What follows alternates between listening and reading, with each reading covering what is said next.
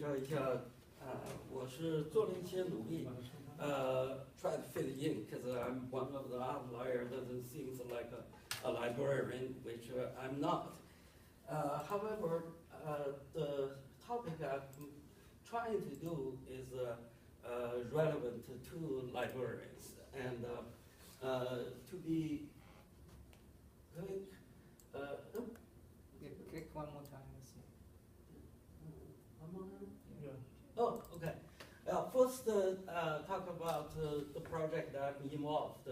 And I guess if you're in East Asia Library, this Chinese magazine probably very familiar to you. And it's in China published for over probably 60 years now. Yeah, and it's a monthly journal, yes. Once a month. And it was 4 years ago approached by this kind of information service company in the US called Eastview Press.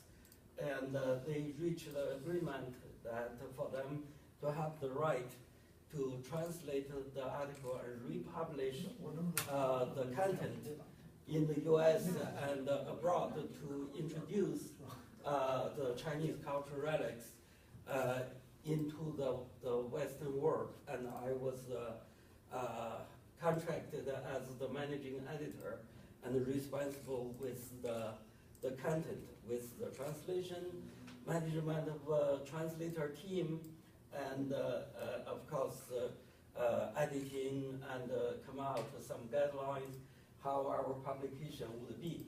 And it is during that process I realized how important that we are to the library and the library system.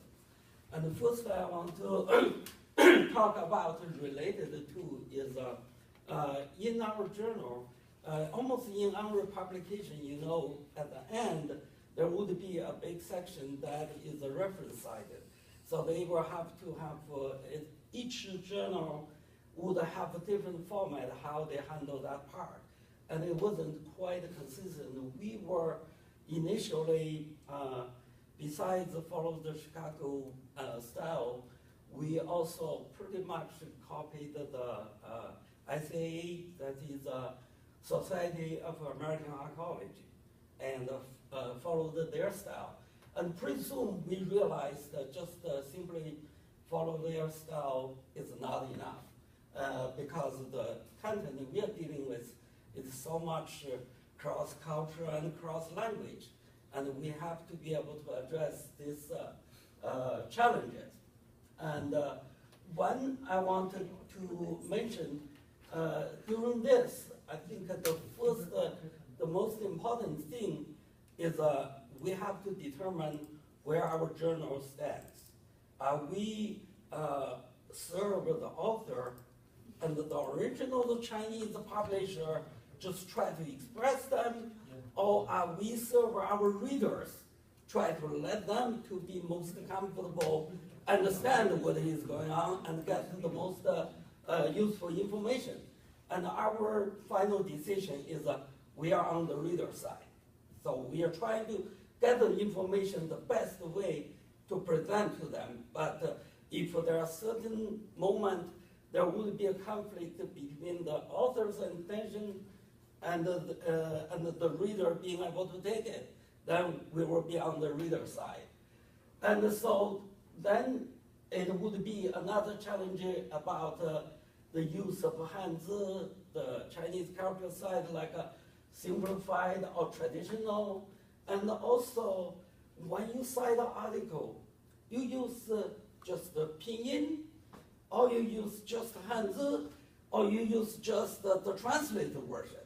And one of the things is, as any publication, you want to try the neat too. If you pile everything up, it would be so clouded, it would be serious, interfere with the reader's flow of reading. So we always have an intention to try to not pile too much over it. So initially, I have to make a confession.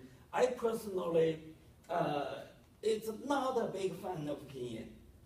And my initial thought about this is, yes, we translate the article into English for English reader, but the article cites so many Chinese articles.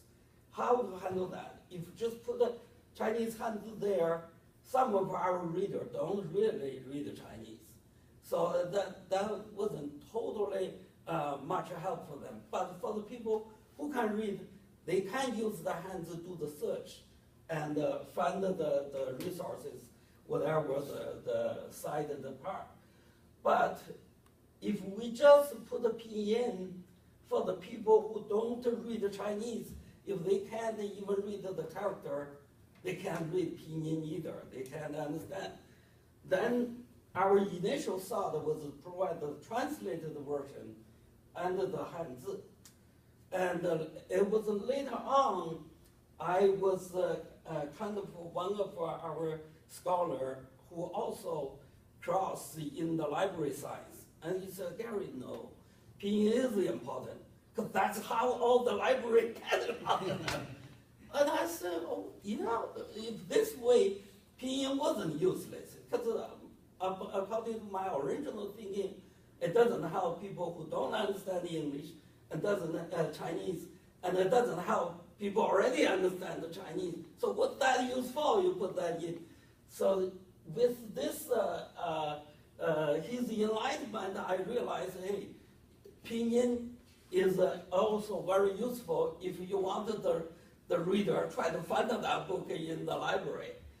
And also, I wanted to mention about is most of you are in East Asia Library, so the topic when you talk about it already clearly indicated you're not just dealing with Chinese English. And actually, we are in the same situation, because a lot of our authors cite the resources from Japanese, from Korean, from Uyghur, from Mongolian, from Turkish, from Russian, from Germany, all those languages, and they all put in their reference cited, and we have to come out a consistent way to address all of those.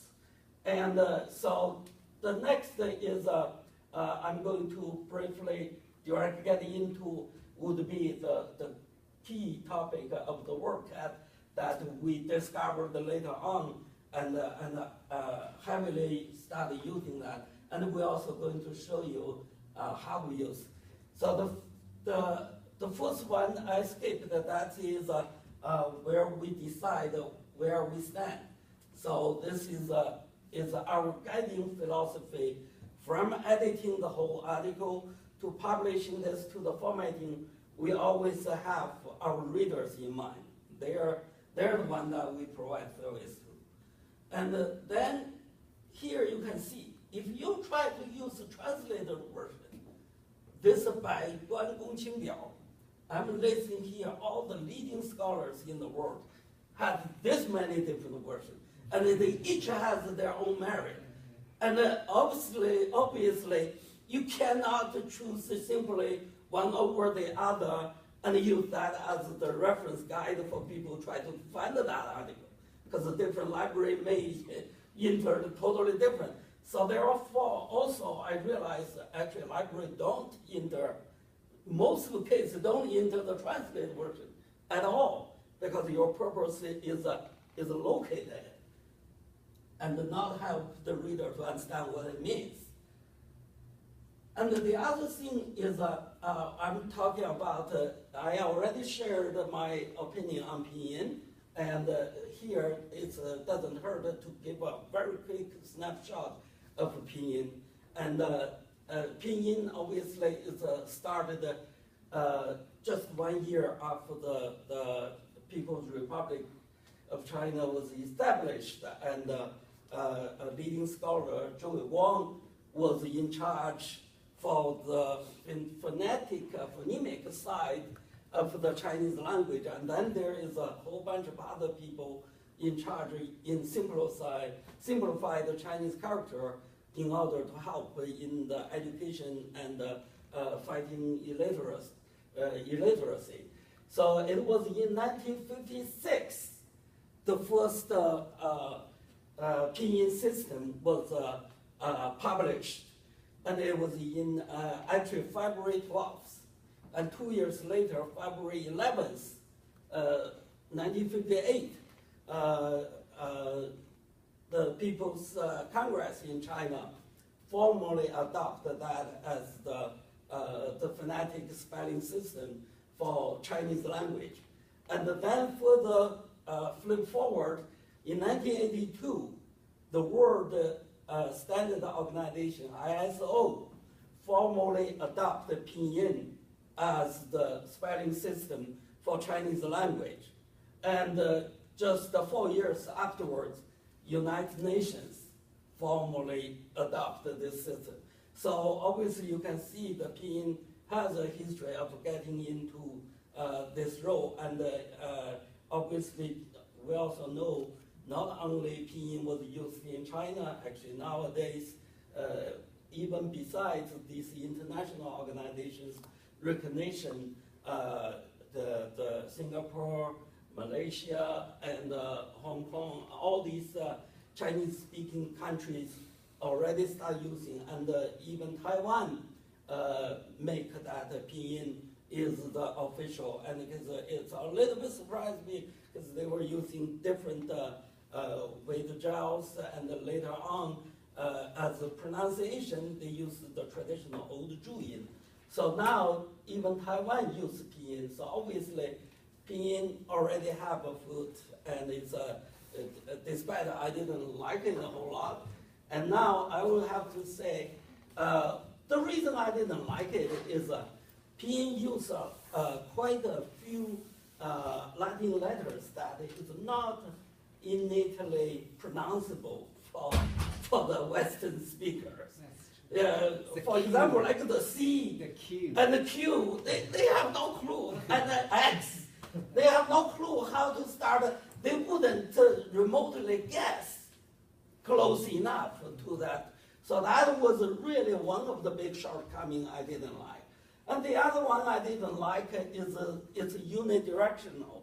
That means that you can get all the Chinese text into Pinyin, but you can never get it back accurately. Nobody is capable. If you got a large volumes, it's hopeless. And the phonetic focus also, Pinyin was invented to help pronunciation.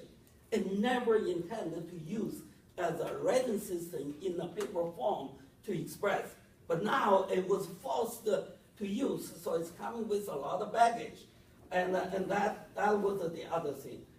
However, I do realize there is an advantage of Pinyin, because the same problem I was complaining about unidirectional, it's actually now it's an advantage.